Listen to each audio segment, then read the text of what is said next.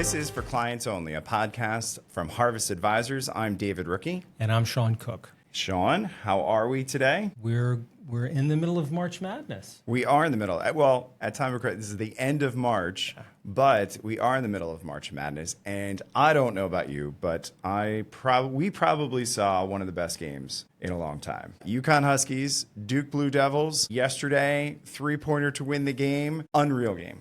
Unreal game. Did you watch it? No, not all of it. But I did see part of it. And you just needed the last 4 seconds. Well, that was what determined it.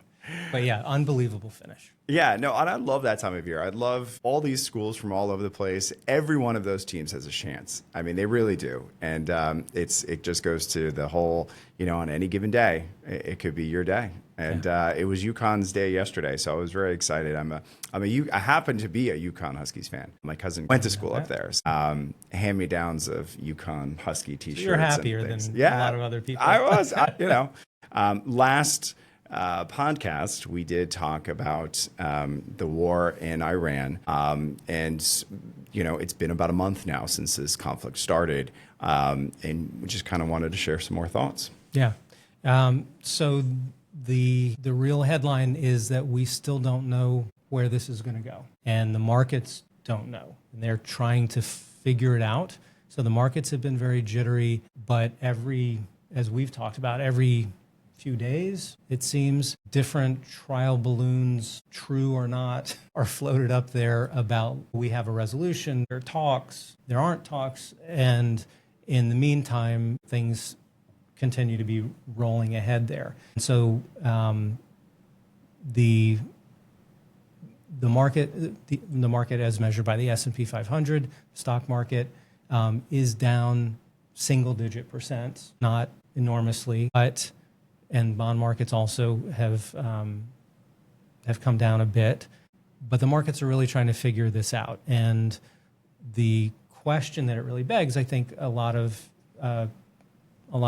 people around here, what they're actually noticing is, the price of gas for their car is up like $1 a gallon or something like that, which is unfortunate and is one thing, but doesn't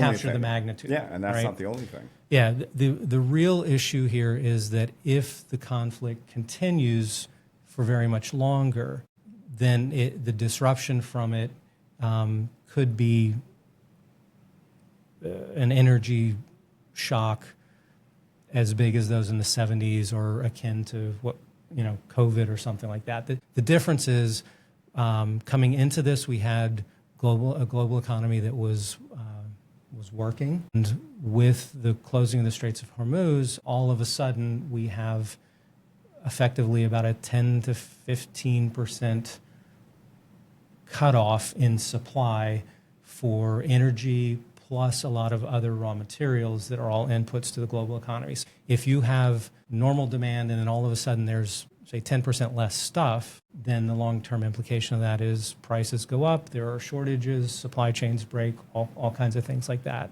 And we entered this in a time that is a bit precarious with our own economic indicators domestically. Yeah, they jobs were slowing down, right? Inflation still not being handled. So, yeah. Yeah, so it's, there's no clarity in this. What we can say, as you and I have talked about many times, is if you look at past analogs, in times of war, often markets have an initial drop and then power back up rather quickly. And a lot of that is because markets want to have that certainty. Right. They want to have some understanding as to, what is it that this conflict's how long is it going to last? Is there some framework around it? I think that's been absent here. And as it continues to be absent, markets will continue to stay more volatile until there's some more clarity. Right.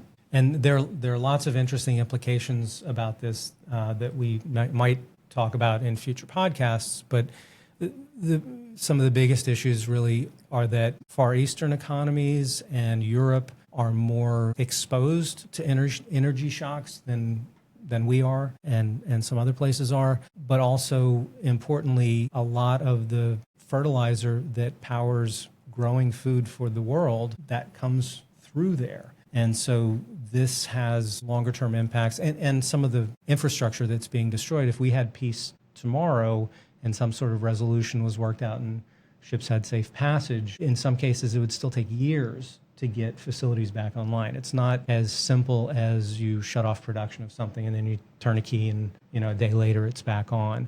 So, and that's interesting because this time last year almost we had tariffs and the on again, off again, on again, off again. I'm going to put them in and then we're going to take them back and we're going to change the percentage. This is a little different. You can't just start a war then end a war without what you were just talking about. Much longer term repercussions. Liquefied natural gas plants are damaged. It takes years to get back online. If this escalates into desalination plants being damaged in the area, that is an existential crisis for some of these countries. And so anyway, nobody really knows at this point how it's going to go, but we are, we have been, as everyone else, trying to figure out what to look for, what's really, what are important signals about it, and more importantly, as we review things with you individual clients, the goal is not to be alarmist, but really to clearly communicate what we think is important and how does it relate to everybody's individual circumstance and long-term plan. And if there may be adjustments, there may not be adjustments. When you pull out and take the long view on a lot of things, of course, as everyone knows, we see every few years a 20+% drop in the market. There's always something, and each time it's a little different, and sometimes there are implications for different areas that might be more important. In the markets, one of the things that we've seen more recently, and this is maybe diving in a little too deep,